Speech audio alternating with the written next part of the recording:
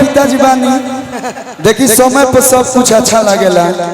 धक धक तो इनका दिल करता लेकिन बाबू से कैसे कहस कि पापा धक धक दिल कर रहे भगवान करस अरुण चाचा के घरे कहता नहीं जल्दी से बियाह शादी तोहरो होके भाई ना भाई जरूरी बा एक लाइन है जहिया हमार भतीजा हो जाई वही दिन हमार बियाह से सही बात कासु बाबा आत कोइला न ढील गो जाओ आ कहियो न नसल बीच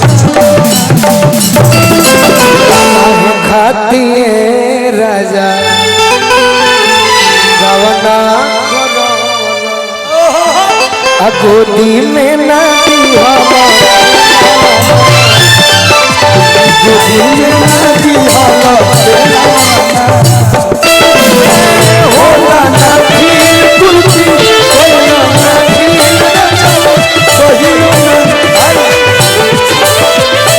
मेरा बात अधूरा रह गया था एक लाइन बोलेंगे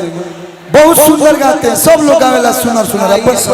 आज के समय में केहू टिकल बा तो ओकरा में कोनो न कोनो क्वालिटी बा तबे टिकल बा लेकिन भाई जौन है धोती वाला डांस तू को दे बनो हमनी के भोजपुरी इंडस्ट्री में क्यों ना करी तो एक बार दीपू भैया के तरफ से बहुत सारा जोरे करो पारो रानी जी आई है तो हम उनकर फैन हैं आ जाई पारो रानी जी हम फैन हैं तब हो दीपू भैया के आशीर्वाद मिलल बा हमार पूरा परिवार बिजली चाची के पूरा टीम आइल बा बाकी हम अब देखिए वह डांस हम देखो खाली देखो हम देखो तब हम भैया हाथ में किसके उठा दो एक जख्मी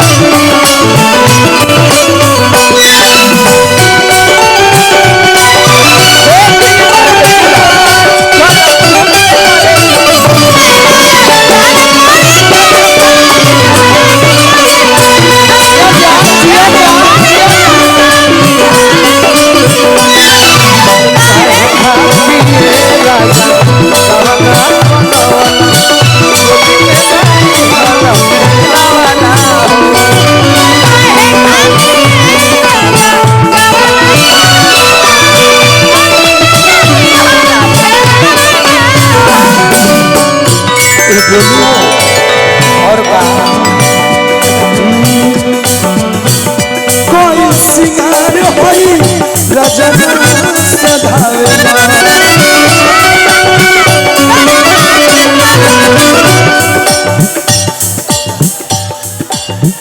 एक बार नजर ना हम पे घुमावे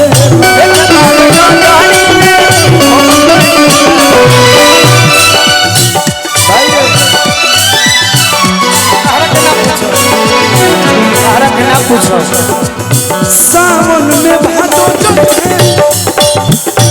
भादो में अगहन जैसे जलीला अगहन जैसे आ चूल्ही में न डाले काहे खातिए राजा अरे काहे खातिए राजा गवना बनवला गोदी में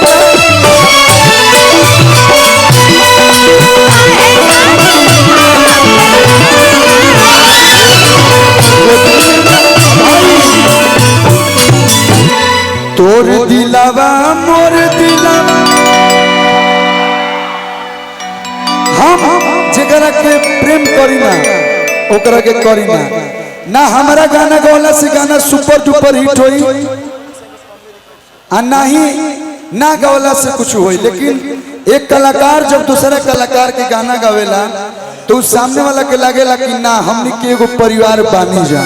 परिवार कहला से ना होला परिवार खातिर अपना को समर्पित करे के पड़ेला और आज ना भोजपुरी के चाहे जूनियर कलाकार हो चाहे सीनियर कलाकार हो, अरविंद अकेला कल्लू के केहू इज्जत सम्मान देला तो ओकरा से तुगना इज्जत सम्मान हम देना ही आप लोग के सिखावल संस्कार है। जय हो। पम्मी रिकॉर्ड्स की तरफ से बहुत सारा प्यार। यही सरुराज भी टिकल बनी और टिकल रहो। पम्मी रिकॉर्ड्स में तू गनवा आइल बा जे नहीं के सुन लोग तोरे दिलवा मोर दिलवा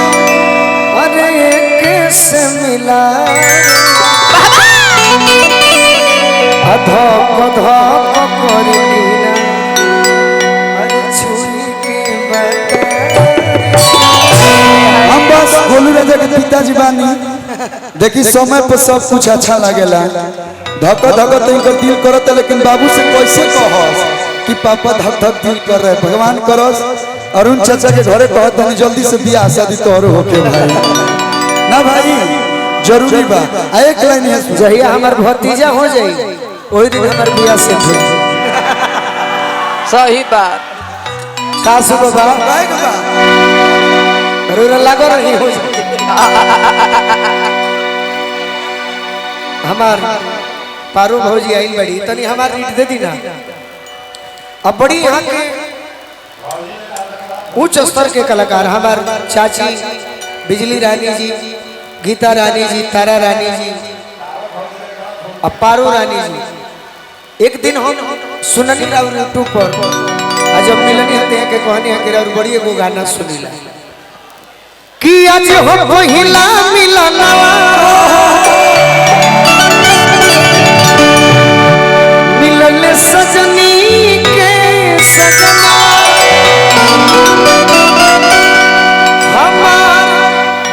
अंग अंग गुलाल नियन खिलाल बा बदनवा। पहले स्टेज पर से उतरल होता स्टेज पर से उतरा था पहले स्टेज पर से उतरा था ये कौन बात है स्टेज पर से उतरा ये कौन बात है स्टेज पर उतरा पहले हाँ उतरो हाँ स्टेज पर से उतरा स्टेज पर से उतरा चला सेल्फी पाओ चलो उतरा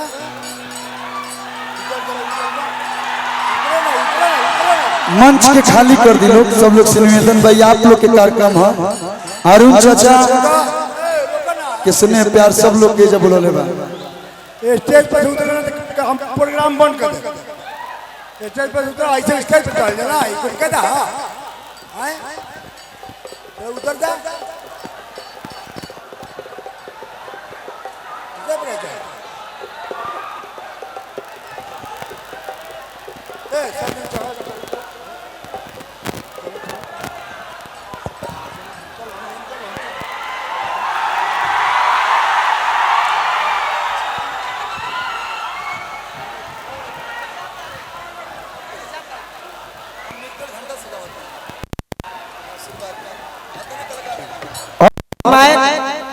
अपना अभिभावक गुरुतुल बिजली चाची के हाथ में माइक दे तनी मुकेश भैया जी से स्वागत हमार भइल कल्लू भैया के भइल हमार मित्र बचपन के पवन राजा जी आई बनी